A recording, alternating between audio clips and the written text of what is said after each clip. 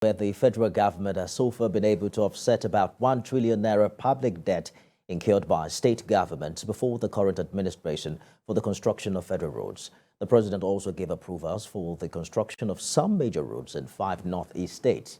TV City State House correspondent Femi Akonde reports on the outcome of this week's Federal Executive Council meeting. The Northeast Development Commission got the biggest approval and award of contracts at this week's Federal Executive Council meeting.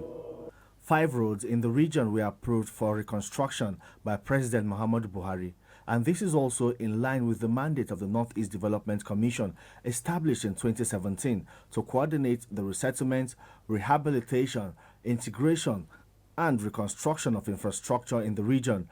The Minister of Humanitarian Affairs says the timeline for completion of these roads is 12 months, except for Borno State, which is 24 months.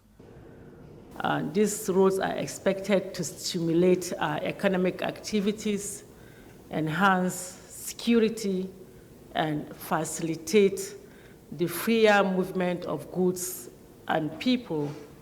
President Muhammadu Buhari approved the reconstruction of the Isolo-Ejigbo road in Lagos State.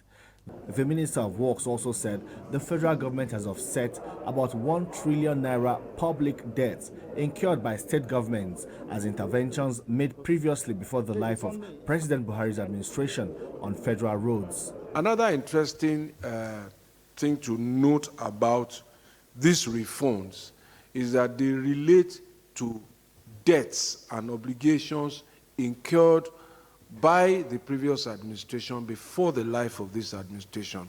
So this is also part of the national debt.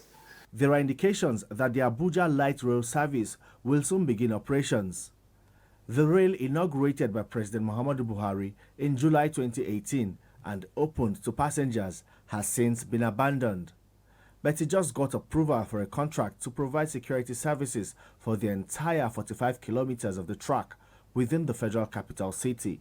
These security services are meant to protect the key infrastructure on the rail tracks, the signaling and communication equipment, as well as the electrical system.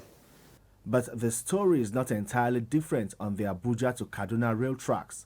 It is still unclear when train services will resume after an attack on passengers that has disrupted rail transport in that axis. The federal government considers it insensitive to resume the operations until security and safety concerns are adequately provided. This week's Federal Executive Council meeting was the first Vice President Yemi Osinbajo will be attending after recuperating from a surgical operation at a private hospital in Lagos. Members of the federal cabinet were glad to have him back. He is now fully back on his feet and back to the work of governance as the life of this administration winds down. Femi Akonde, TVC News, Abuja.